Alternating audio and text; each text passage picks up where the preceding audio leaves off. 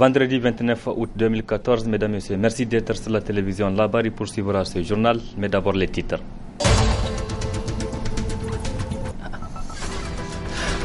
Conférence de presse du bureau de l'Assemblée nationale ce matin, objectif à expliquer la raison, donc la décision prise par le bureau lors de sa dernière réunion.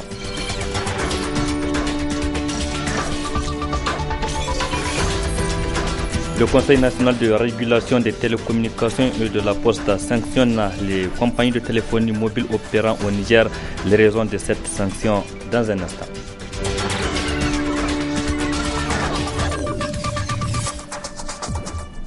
Mesdames et messieurs, bonsoir et bienvenue à tous. Le bureau de l'Assemblée nationale a animé ce matin une conférence de presse.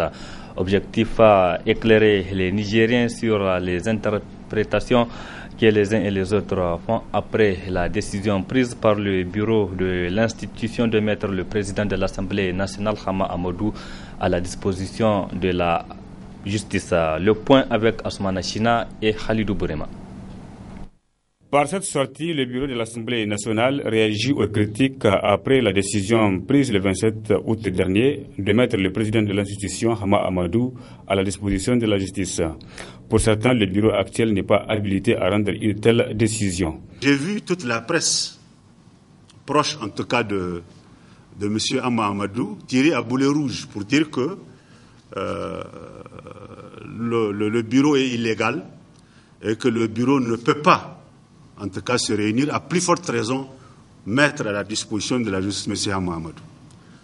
Or, je fais appel, et en répondant de façon assez laconique et très brève, juste en rappelant à la mémoire des uns et des autres, l'arrêt numéro 06, Conseil constitutionnel du 15 mai 2014. Et là, je vais vous lire juste la dernière page au niveau des conclusions que tire la Cour elle-même. Et vous avez les documents sous les yeux. À la page 7, il est dit que tout refus persistant de la part des présidents des groupes parlementaires concernés de déposer des candidatures au poste vacant est considéré comme une renonciation temporaire à leur droit d'occuper les postes qui leur reviennent conformément à l'article 89 alinéa 1 de la Constitution. Que par conséquent, les autres membres du bureau élus doivent assurer le fonctionnement régulier de l'Assemblée nationale. Une autre préoccupation autour de cette situation, pourquoi le bureau de l'Assemblée nationale n'a pas attendu la réponse de la Cour constitutionnelle relative à la requête introduite par Hama Amadou. Le député Ben Omar explique. Nous avons déjà la réponse. M. Hama Amadou a joué au dilatoire par la saisine de la Cour. Et au nom de ce dilatoire, on veut retarder les faits. On veut retarder l'événement de la justice. On veut retarder un certain nombre de choses. Les informations qu'il a demandées, c'est par rapport à un seul article. C'est l'article 88, alinéa 3 et 4.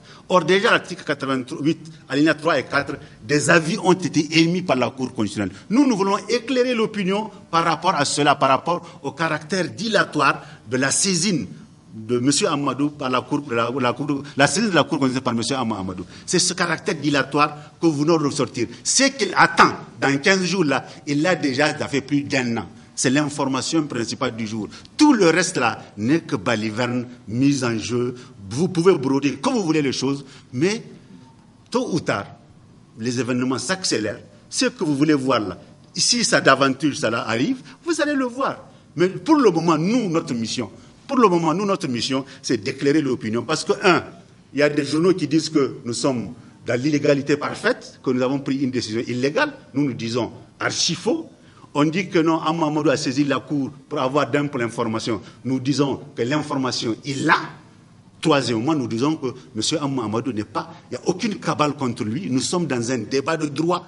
Il n'y a rien que le droit que nous voulons faire prévaloir. Même la politique, là, nous l'avons mise à l'écart. Nous sommes des hommes politiques. Mais dans ce dossier précis, nous ne faisons pas de la politique. Nous ne faisons que du droit. Ainsi donc, le bureau de l'Assemblée nationale persiste et signe que sa décision est légale, car il n'a agi que sur la base de la Constitution. Restons toujours dans le même dossier. La fuite donc, du président de l'Assemblée nationale en direction du Burkina Faso continue à susciter des réactions. Celle de Hamazada du MNSD Nassara, pour qui le départ de Hama Amadou n'est pas surprenant. On l'écoute dans un extrait avant de le retrouver à la fin de ce journal. Et je vais vous faire un aveu. Sur la question de prévoir ou de supposer ou d'imaginer que Hama Amadou pouvait prendre la fuite ou pas, j'ai misé et j'ai perdu. J'ai perdu et je vais vous dire les raisons pour lesquelles j'ai osé miser. En dépit de tant d'autres raisons qui ne devaient pas me motiver à miser. La première raison pour laquelle j'ai misé, c'est que, avant de prendre sa fuite, il a pris sur lui le risque ou la responsabilité d'intenter un recours auprès de la Cour constitutionnelle. De manière logique et raisonnée, je pense qu'il aurait fallu attendre, ne serait-ce que la réponse ou la réaction de la Cour constitutionnelle. Par respect pour cette Cour et par respect pour soi-même, pour être logique. Il n'a pas attendu cela. La deuxième raison, aussi valable que la première, si vous vous rappelez bien, depuis quelques temps ou quelques mois, M. Mamadou n'a de cesse de rabâcher qu'il sera le challenger du président Mamadou Issou aux futures élections présidentielles, Inch'Allah, de 2016. A-t-il feint d'oublier ou d'ignorer que le président Mamadou Issou a été le premier homme nigérien politique à démissionner d'un poste en vue alors qu'il était premier ministre de la République du Niger, pour une question de responsabilité, d'éthique et de dignité. Le président Mamadou Issou, sous le coup d'un mandat d'arrêt international il y a environ 5 années, alors qu'il était à l'extérieur, pas à l'intérieur comme M. Hamamadou, a opté de rentrer au Bercail, de revenir au Niger et le lendemain de se présenter au juge, de façon volontaire. Un mandat d'arrêt international lancé contre le président Mamadou Issou, il revient au Niger et il se présente au juge. Pour moi, pour cette deuxième raison, il devrait s'abstenir. Donc, vous retrouverez en partie magazine l'entretien de Hama Zada. Une motion de défiance a été déposée contre le maire de la ville de Difa. Ousmane Kousseri quitte la tête de la mairie après un vote ce vendredi avec 3 voix pour et 10 contre sur les 13 votants. Kousseri a été remplacé par Hankaro Birikassou. La ville de Difa a un nouveau maire depuis ce vendredi. Hankaro Birikassoum, le premier vice-maire, a été élu maire avec 10 voix sur les 13. Ce vote intervient après une motion de défiance contre le maire sortant Ousmane Kousseri, accusé de mauvaise gestion. Le maire sortant, vraiment, il y a beaucoup de grèves qui ont été reprochées à M. le maire. Donc, le fait de ne pas bien assainir la ville, le fait de ne pas prendre en compte beaucoup de décisions du Conseil qui est une instance suprême au niveau de la mairie. Et il y a beaucoup de choses qui ont été reprochées vraiment à M. le maire qui vraiment fait la solitude au niveau de la Covid, dans la mesure où il ne prend pas en compte tout ce que le Conseil dit. Mais il y a 13 conseillers présents, 13 ont voté, 10 ont voté pour, 3 ont voté contre. Le maire, vous avez travaillé avec le maire sortant depuis votre arrivée et maintenant que la tâche vous revient désormais de prendre la commande, comment comptez-vous donc faire face à tous ces défis dont vous venez d'évoquer? Donc vraiment c'est de s'appuyer toujours sur le Conseil. C'est-à-dire que les décisions du Conseil doivent être à la lettre appliquées. Secondo, il faut vraiment rassembler l'ensemble des acteurs au niveau de la commune pour essayer de leur faire comprendre que cette commune appartient à tout le monde et que le travail qui les attend est pour tout le monde. Si notre ville est assainie, si notre ville avance, c'est que c'est la population qui se réjouit. Donc ce qui veut dire que nous devons entrer avec l'ensemble des couches socio-professionnelles et l'ensemble des associations, l'ensemble des groupements féminins par exemple, les groupes de jeunes, tout ça pour les impliquer. Ils sont les acteurs du développement de la commune. Chacun sera acteur dans ce processus au niveau de la commune pour essayer de trouver des solutions adéquates vraiment aux solutions qui minent notre commune. Nous savons que nous avons fait le défi, mais quand même, nous allons faire de notre mieux. Le maire sortant nie l'idée d'une mauvaise gestion. Pour Ousmane Kousseri, la raison est toute autre. Depuis que j'ai pris les rênes de la commune urbaine de Difa, il y a des gens qui étaient contre, qui ne voulaient même pas que je tienne la première session. Nous avons tiré par la force de Dieu jusqu'à faire 3 ans et nous sommes dans la 4e année. Et chaque session, c'est la bagarre, chaque session, c'est les mêmes histoires. Bon, aujourd'hui, en tout cas, j'ai pu me débrouiller pour avoir rehaussé le niveau de vie de la commune, donc le budget que j'avais trouvé à 250 millions, moi personnellement. Aujourd'hui, le budget de la commune urbaine de Difa est monté à 1 milliard. On a eu aussi des retombées du pétrole, comme on l'a dit, près de 400 millions de francs CFA. Donc les gens qui ont l'habitude de jouer avec les biens de la population, peut-être, je me suis dit, ça c'est une idée. Ils se sont dit que si c'est avec moi, peut-être que les choses n'iront pas comme ils le souhaitent. Donc je crois que c'est le motif, mais il y a autre raison cachée qui en sort du pouvoir certainement. J'ai cherché la vraie réalité. Donc j'ai pu mobiliser de gros moyens et j'ai pu investir suffisamment. Donc c'est ça qui a valu qu'on dise, bon, encourager ce monsieur qui a su mobiliser et su investir pour sa communauté. Il faut l'encourager à faire. C'est ça qui nous a valu le 2e rang. Il vous accuse de mauvaise gestion et de manque de consultation avec les autres membres du conseil. Je n'ai jamais manqué de conseil. Chaque 3 mois, même une semaine, on ne me permet pas de dépasser. Quand on veut abattre son chien, il faut l'accuser bien de rage. Précisons que le maire sortant est du parti MNSD Nassara. Le nouveau maire et le premier vice-maire sont du parti Lumana. Depuis leur installation en 2011, ces autorités municipales de Difa ont toujours eu des mésententes dans la gestion des affaires de la ville. Revenons ici à Niamey. Les 4 compagnies de téléphonie mobile opérant au Niger, à savoir RTL, Orange, Move et Salcom, face à la colère du Conseil national des régulateurs des télécommunications et de la poste. CNRTP a infligé des amendes à ces compagnies pour des manquements en termes de qualité de service et de système de tarification.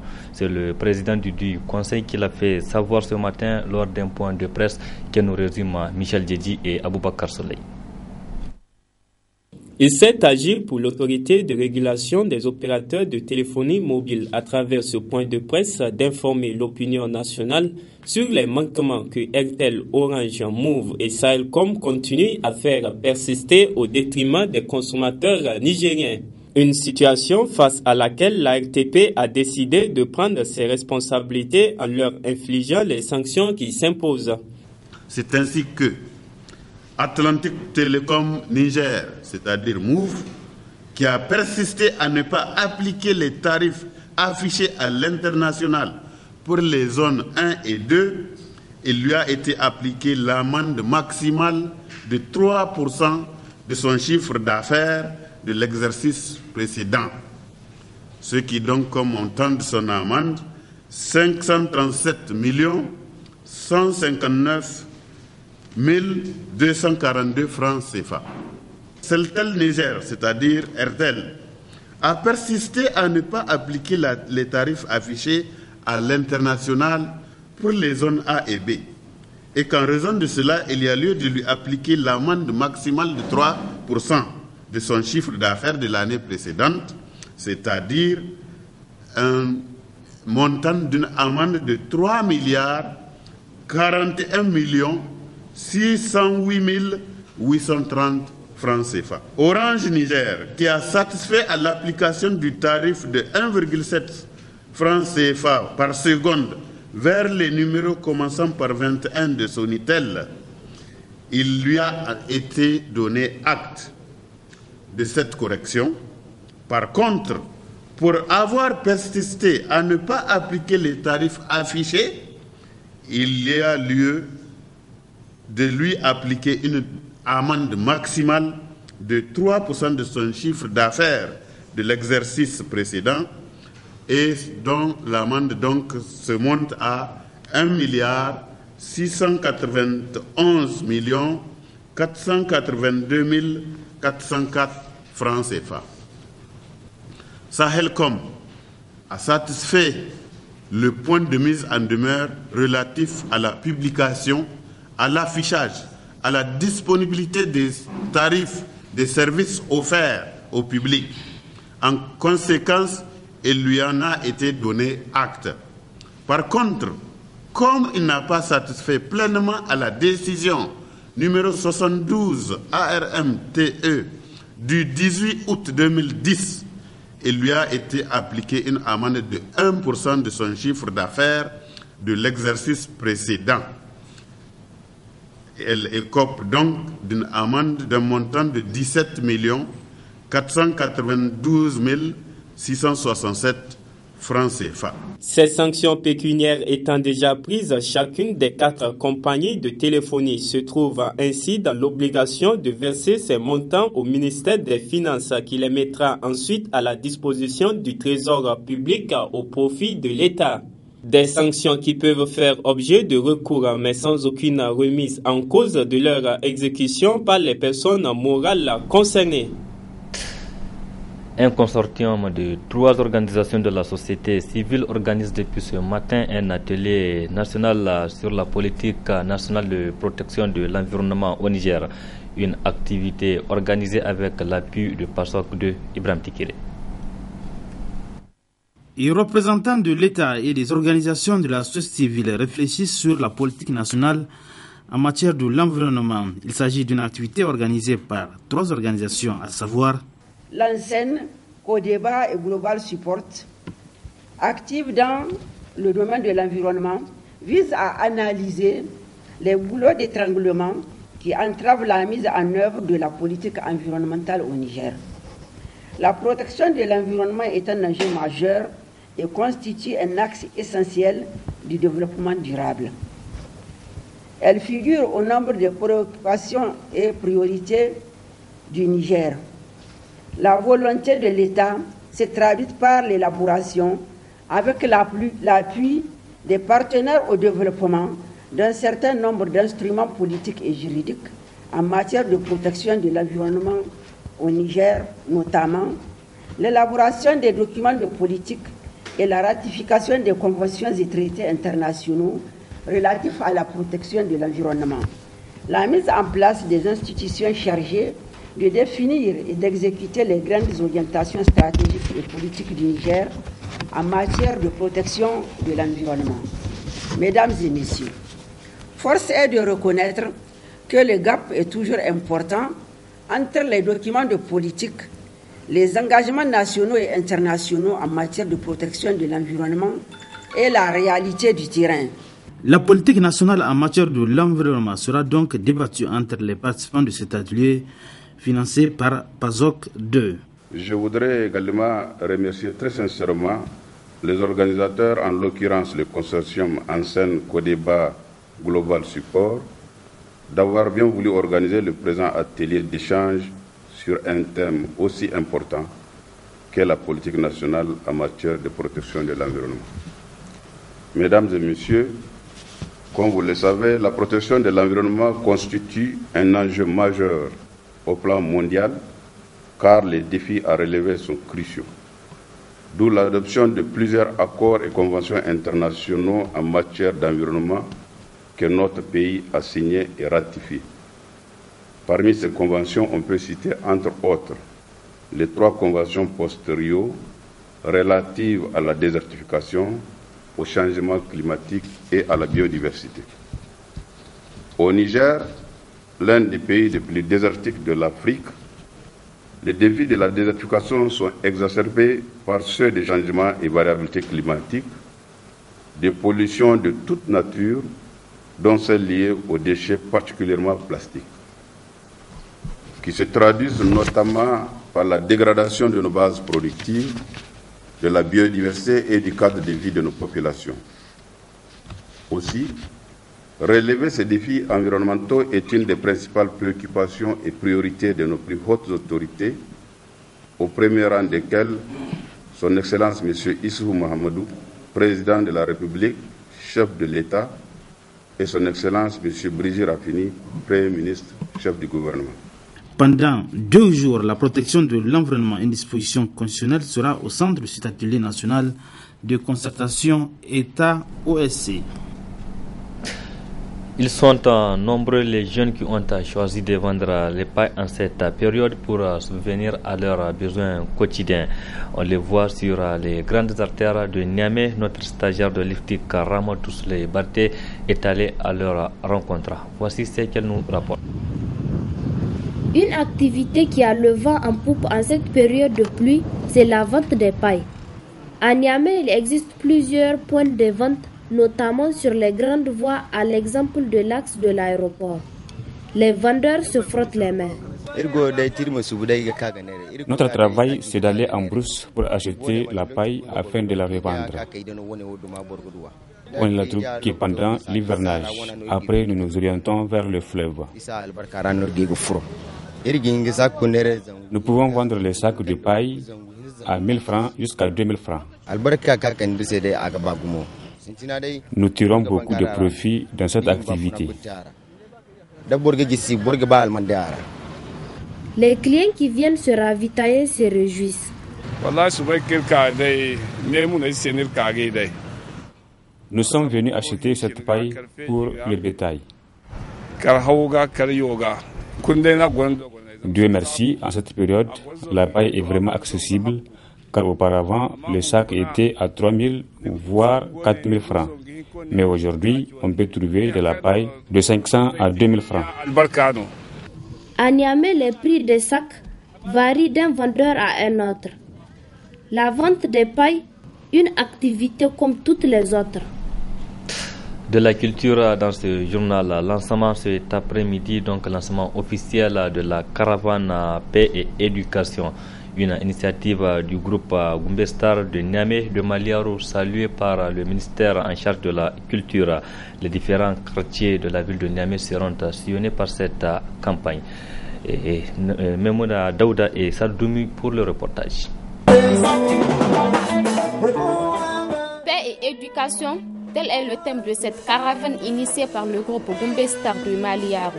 Une caravane qui entre dans les activités du 18e anniversaire du groupe Gumbestar. Procédant au lancement officiel de cette caravane, le secrétaire général du ministère de la Culture n'a pas manqué de saluer l'initiative. En initiant cette célébration, qui commencera par une caravane dédiée à la paix et à l'éducation, les artistes veulent, à travers un cadre fédérateur, participer au rapprochement entre toutes les composantes humaines et plus de paix et de solidarité. Cet événement s'affirme pleinement dans un élan de maturité artistique affiché et nous espérons qu'il permettra de créer un environnement d'échange, d'expérience et de production de qualité.